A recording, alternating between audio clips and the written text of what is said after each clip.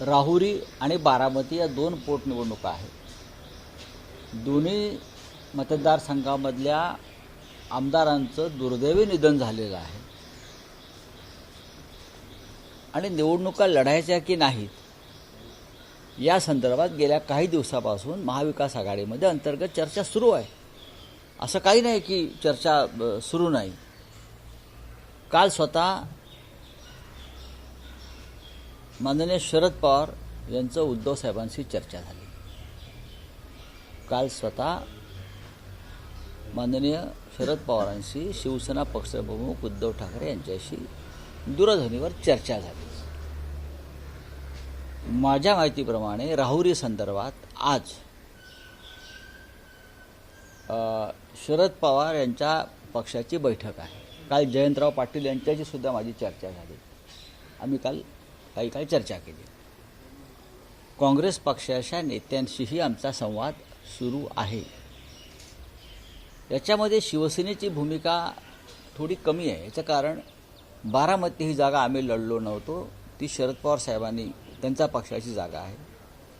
आणि राहुरीसुद्धा मागच्या निवडणुकीमध्ये ही राष्ट्रवादी काँग्रेस पक्ष शरद पवार साहेबांच्या पक्षाची जागा। निर्णय त्यांनी घ्यायचा आहे, काय करायचं। राहुरीमध्ये आमच्या पक्षाकडून एकूण 3 इच्छुक आहेत। राजकारणामध्ये निवडणूक लढण्यासाठी कार्यकर्ते पुढे येत असतात। राहुरीमध्ये आमच्या पक्षाकडून 3 महत्त्वाची लोक, जर समन्वय नाही असं कोणाचं म्हणणं असेल तर ते चुकीचं आहे, पण आम्ही असं म्हणतोय जरी आमच्याकडे इच्छुक असले तरी महाविकास आघाडी म्हणून निर्णय घ्यावा लागेल। प्राजक्त तनपुरे तिकडले माजी आमदार आहेत, त्यांनी मागची निवडणूक लढवलेली आहे राष्ट्रवादी काँग्रेस पक्षाकडून। ते यावेळेला निवडणूक लढणार आहेत की नाहीत या संदर्भात आज राष्ट्रवादी काँग्रेसमध्ये निर्णय होईल अशी माझी साधारण माहिती आहे। त्यानंतर आम्ही त्याच्यावरती निर्णय घेऊ। काँग्रेस पक्ष हा त्यानंतर राहील। पहिली संधी ही राष्ट्रवादी काँग्रेस पक्षाची आहे, कारण ती त्यांच्या वाट्याला आलेली जागा आहे। त्यानंतर काँग्रेस पक्षाचं तिकडे त्या मतदारसंघामध्ये प्राबल्य आहे। आमच्याकडे 3 उमेदवार आहेत, पण ही निवडणूक होईल। बारामतीमध्ये जो विषय आहे, बारामतीमध्ये सुद्धा उपमुख्यमंत्री सुनेत्राताई पवार यांनी उद्धव ठाकरे साहेबांशी नक्कीच चर्चा केली। चर्चा होत असते। त्या भारतीय जनता पक्षाबरोबर निवडणूक लढत आहेत। त्यांची युती भारतीय जनता पक्षाबरोबर आहे, ह्याच्यासुद्धा आमच्या पक्षामध्ये चर्चा झाली। त्या काय महाविकास आघाडीचे उमेदवार नाही आहेत, त्या भारतीय जनता पक्ष आणि अजित पवार गट असे त्या संयुक्त उमेदवार असतील। अशा वेळेला त्यांनी जरी चर्चा केली असली माननीय उद्धव साहेबांशी तरी उद्धव ठाकरे साहेब निर्णय घेतील। अद्याप कोणताही निर्णय घेतलेला नाही। पण अशी माहिती समोर येते की बारामती पोटनिवडणुकीला उद्धव ठाकरेंनी सुनेत्रा पवार यांच्याशी चर्चा केली आणि त्यांना पाठिंबा दिला अशी देखील माहिती समोर। असं माननीय उद्धव साहेबांनी कुठे जाहीरपणे स्पष्टपणे आपली भूमिका व्यक्त केली असं मला तरी दिसत नाही। कधी दिला? नाही, कधी दिला? मी तर ऐकलं नाही। काल ते आमच्याबरोबर होते पक्षप्रमुख, पक्षाचे बरेच नेते तिथे उपस्थित होते। चर्चा झाली पक्षामध्ये। उद्धव साहेबांनी या संदर्भात नक्कीच चर्चा केली सगळ्यांशी, पण या क्षणी अजूनही अधिकृतपणे शिवसेना पक्षप्रमुखांनी कोणताही निर्णय आणि निकाल दिलेला नाही। अजित पवार महाविकास आघाडीत परत आहे, बरेच वर्ष काँग्रेससोबत राहिलेले आहेत। आता काँग्रेसने किंवा महाविकास आघाडीने उमेदवार देणं महावैयक्तिकरित्या काय वाटतं, दिला पाहिजे नाही? का देऊ नये? निवडणूक आहे। भारतीय जनता पक्षाच्या संदर्भात महाविकास आघाडीची एक भूमिका आहे, पण तरीसुद्धा अजित पवारांसारखं नेतृत्व ज्या पद्धतीनं काळानं हिरावून नेलं त्याच्यामुळे एक सहानुभूती आहे, एक आदर आहे, रिस्पेक्ट आहे, एक सन्मान आहे। एवढा पुरता विषय आहे। पण निवडणुका लढायच्याच नाहीत, बिनविरोधच झाल्या पाहिजेत हा अट्टहास हा चुकीचा आहे। यशवंतराव चव्हाणांना सुद्धा निवडणुकांना सामोरं जावं लागलं होतं, लक्षात घ्या। त्याच्यामुळे निवडणुका तुम्ही इतर सगळ्या निवडणुका लढता ना भाजपवाले, त्यासाठी मतं फोडता, आमदार फोडता, खासदार फोडता. एक मोठा वर्ग असतो निवडणूक काळामध्ये मतदारांचा, ज्याला सरकारला मतदान करायचं नसतं. त्यांनी काय करायचं? जे सरकारविरुद्ध आहे, शेतकरी, कष्टकरी, जो चिडलेला आहे, संतप्त आहे, त्यांच्यावरती बिनविरोध निवडणुका, त्यांच्यावरती अन्याय आहे. त्यांना त्यांचं मत व्यक्त करण्यापासून रोखणं आहे. तरीही या दोन्ही निवडणुकांसंदर्भात महाविकास आघाडीमध्ये चर्चा सुरू आहे, चर्चा होत राहील आणि निर्णय घेतला जाईल. महाविकास आघाडी एक संघ आहे आणि राहील. सर, तुम्ही आता राहुरीबाबत म्हटलात की तुमच्याकडे 3 इच्छुक उमेदवार आहात, तुम्ही लढण्याच्या तयारीत आहात. मात्र अशा वेळेला काँग्रेस, हर्षवर्धन सपकाळ हे ठामपणे सांगतायत मीडियामध्ये की आम्ही लढणार. इव्हन त्यांनी उमेदवारांच्या मुलाखती घ्यायला देखील सुरुवात केली. घेऊ द्या ना, त्यांचा पक्ष आहे, ते पक्षाचे प्रांताध्यक्ष आहेत, ते पक्षाचे प्रांताध्यक्ष आहेत, प्रदेशाध्यक्ष आहेत. आणि पक्षानं आम्ही तयारी केली आहे. आम्ही 3 उमेदवारांच्या मुलाखती घेतलेल्या आहेत. प्रत्येकानं कधी कोणावर निवडणूक लढण्याची वेळ येईल राजकारणामध्ये, युद्धासारखं असतं, सदैव तयार असलं पाहिजे. कोणावर जबाबदारी पडेल निवडणूक लढण्याची सांगता येत नाही. आम्ही स्वतः आमच्या उमेदवारांशी चर्चा केलेली आहे. आमच्याकडे 3 उमेदवारांशी आम्ही चर्चा केलेली आहे.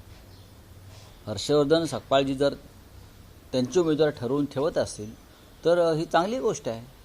आणि राष्ट्रवादी काँग्रेससुद्धा त्यांच्या उमेदवारासंदर्भात चर्चा करते आहे. आणि 3 पक्ष मिळून आम्ही निर्णय घेऊ. आमचा निर्णय पक्षप्रमुख घेतील. संसदेमध्ये एक विधेयक मंजूर झालेलं आहे. आंध्राची राजधानी ही अमरावतीच राहील असं मंजूर झालेलं आहे. हो, पण तो निर्णय राज्य घेतं. माझ्या राज्याची राजधानी कोणती हा निर्णय केंद्र सरकार घेत नाही.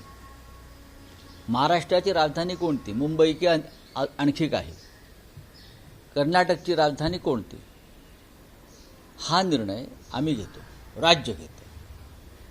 पण आंध्रच्या बाबतीमध्ये त्या संदर्भातलं एक विधेयक आलं संसदेमध्ये. उद्या मुंबईच्या बाबतीत असं विधेयक आणतील हो, काही वेडवाकडं करण्यासाठी, किंवा इतर राज्यांच्या बाबतीत येतील. म्हणून सगळ्या राज्यांनी सावध असायला पाहिजे. चला, तारा राणींचा अपमानाचा विषय ताजा असतानाच जैन मुनींनी आता छत्रपती शिवाजी महाराजांची तुलना नितेश राणेंबरोबर केलेली आहे. मनोज जरांगे पाटलांनी त्यांना उत्तर दिलं आहे, ते योग्य आहे. मनोज जरांगे पाटील यांनी त्यांच्या मर्द मराठा भाषेमध्ये एक उत्तर दिलेलं आहे. त्या संदर्भात छत्रपती शिवाजी महाराजांची तुलना तुम्ही कोणाबरोबर करताय? ज्यांच्याशी तुलना केली, ज्यांच्या संदर्भात, त्यांना तरी मान्य आहे का? खरं म्हणजे त्या संबंधित मंत्र्यांनी त्या क्षणी व्यासपीठावरती उभं राहून त्या मुनी महाराजांना विरोध करायला पाहिजे होता. पण त्यांना गुदगुल्या झाल्या छत्रपतींशी तुलना झाल्यावर. इतर कोणाशी तुलना झाली, कोणी केली असती तर हेच महाशय तडातडा वाटाण्यासारखे उडाले असते.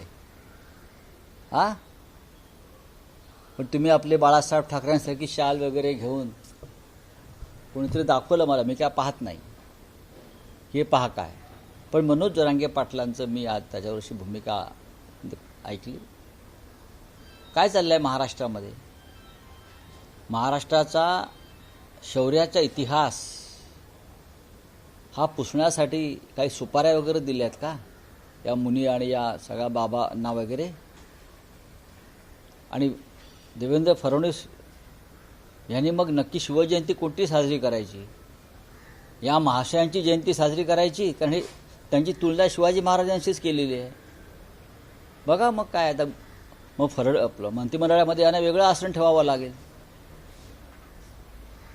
यांना जर जैन मुनींनी मान्यता दिली आहे की हेच छत्रपती, हां, तर मग त्यांना मुख्यमंत्र्यांपेक्षा एक आसन वर असं ठेवावं लागेल त्यांना. अशाला मूर्खपणा चालला या राज्यामध्ये. जय पवार म्हणतात आहे दोन्ही राष्ट्रवादी विलिनीकरणावरून कुटुंब म्हणून आम्ही एकत्र आहोत. ठीक आहे, ते त्यांचं ते बघतील. हा आपका क्या है? आपका हो गया हो गया. हाँ, सुनीता पवार की उम्मीदवारी जो है वो बिनविरोध जो है चुनाव किया जाए, ऐसी मांग बीजेपी की ओर से की जा रही है. क्यों? सुनीताताई पवार या और कोई महाविकास आघाड़ी के तो उम्मीदवार नहीं है ना. देखिए, अजीत दादा पवार महाराष्ट्र के एक रिस्पेक्टेबल लीडर थे. जिस भयानक तरीके से उनकी मृत्यु हो गई है, आज भी महाराष्ट्र सदमे में है।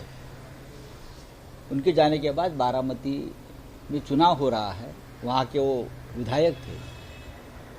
तो अब हम 3 पार्टी जो है महाविकास आघाड़ी में उस पर चर्चा करेंगे और वहाँ क्या निर्णय लेना है उस बारे में निर्णय आपको पता चलेगा, क्या करना है क्या नहीं करना है। लेकिन ये जो आग्रह है बीजेपी का कि बिन विरोध करो, आपका आग्रह हम पर थोप नहीं सकते, ये जनता के साथ अन्याय होगा। हम निर्णय करेंगे, महाविकास आघाड़ी निर्णय करेगी क्या करना है क्या नहीं करना है। और हमें इतनी सूझबूझ जरूर है, पूरा ज्ञान आप